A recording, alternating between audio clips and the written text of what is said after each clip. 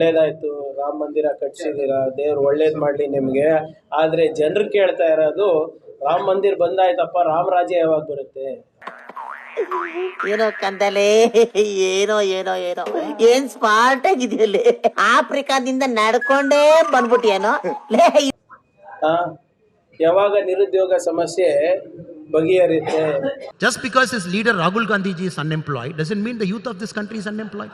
ಯಾವಾಗ ಆರ್ಥಿಕ ಅಸಮಾನತೆ ದೂರ ಹೋಗುತ್ತೆ? ಯಾವಾಗ ನಮಗೆ ಬೆಲೆ ಏರಿಕೆಯಿಂದ ಮುಕ್ತಿ ಸಿಗುತ್ತೆ? 10 ವರ್ಷ ಆಯ್ತು ಬರೀ ಚಪ್ಪನ್ ಇಂಚ್ಕಾಸಿನ ಅದು ಕಟ್ಟಿದೆ ಇದು ಕಟ್ಟಿದೆ ಅಂತ ಬರೀ ಬೋಗಸ್ ಹೊಡ್ಕೊಂಡು ಹೋಗ್ತಾ ಇದಾರಲ್ಲ. ರಾಮರಾಜ್ಯ ಯಾವಾಗ ಬರುತ್ತೆ ಜನರು ಕೇಳ್ತಾ ಇದಾರೆ, ಅದಕ್ಕೆ ಉತ್ತರ ಕೊಡ್ಲಿ. ಮೊದಲು ಸರಿಯಾಗಿ ಮಾತಾಡೋದು ಕಲಿ. ಕೂಡ ನಿಮ್ಮ ತೆರಿಗೆ ದುಡ್ಡಿಂದಾನೇ ಆಗೋದು. ಆದ್ರೆ ಇದನ್ನ ಅವ್ರು ಹೆಂಗ್ ಬಿಂಬಿಸ್ತಾರೆ ಅಂದ್ರೆ ಅವ್ರ ಜೇಬಿಂದ ಖರ್ಚು ಮಾಡ್ತಾ ಇದ್ದಂಗೆ. ಈಗ ನೋಡಿ, ಈಗ ನಾವು 5 ಗ್ಯಾರಂಟಿ ಕೊಡ್ಬೇಕಾದಾಗ ಇದರಿಂದ ಆರ್ಥಿಕ ನಷ್ಟ ಆಗುತ್ತೆ, ಇದು ಸರಿ ಇಲ್ಲ, ರೇವಡಿ ಇದು, ಫ್ರೀ ಬಿ ಇದು ಅಂತೆಲ್ಲ ಜಗಳ ಆಡಿದ್ರಲ್ಲ. ಮಧ್ಯಪ್ರದೇಶನಲ್ಲಿ ನಮ್ಮ ಗೃಹಲಕ್ಷ್ಮಿ ಯೋಜನೆನೆ ಲಾಡ್ಲಿ ಬೆಹನ ಅಂತ ಮಾಡ್ಬಿಟ್ಟು ಕೊಟ್ಟಿಲ್ವಾ?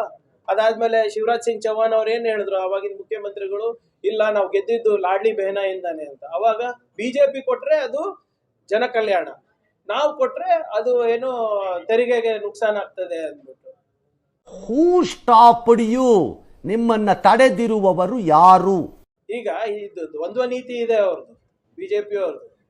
ಆಮೇಲೆ ಇದು ಇವಾಗ ನಮ್ಮ ಗ್ಯಾರಂಟಿಗಳು ನೋಡಿ ಮೋದಿ ಗ್ಯಾರಂಟಿ ಬೇರೆ ಪ್ರಾರಂಭ ಮಾಡ್ಬಿಟ್ಟಾರೆ.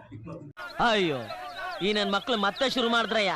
ನೋಡಿರಲ್ಲ ಅಡ್ವರ್ಟೈಸ್ಮೆಂಟ್ಸ್, ಮೋದಿ ಗ್ಯಾರಂಟಿ ಅಂತ. ಏನ್ ಮೋದಿ ಗ್ಯಾರಂಟಿ? ನೀವು ಕೇಳಿದ್ರಲ್ಲ, ಜಲ್ ಜೀವನ್ ಮಿಷನ್ ನಲ್ಲಿ ಬರೇ ಮೋದಿ ಅವರ ಮುಖ ಇರ್ತವ. 50% ಕನ್ನಡಿಗರ ದುಡ್ಡಿದೆ ಅದರಲ್ಲಿ.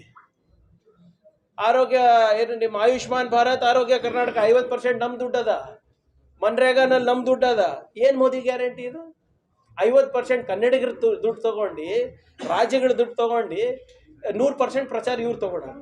ಹೂ ಸ್ಟಾಪ್ಡ್ ಯು? ನಿಮ್ಮನ್ನ ತಡೆದಿರುವವರು ಯಾರು? ಸ್ವಲ್ಪ ನಾವು ನಮ್ದು ಆಚಾರದ ವಿಚಾರದ ಪ್ರಚಾರ ಕೊರತೆ ಅದ. ನಿಮ್ದೆಲ್ಲ ಸ್ವಲ್ಪ ಸಹಕಾರ ಸಿಕ್ಕಿದ್ರೆ ನಮ್ ಪ್ರಚಾರ ಸಿಗ್ತಾವ. ಮತ್ತೆ ಭೇಟಿಯಾಗೋಣ. ನಮಸ್ಕಾರ.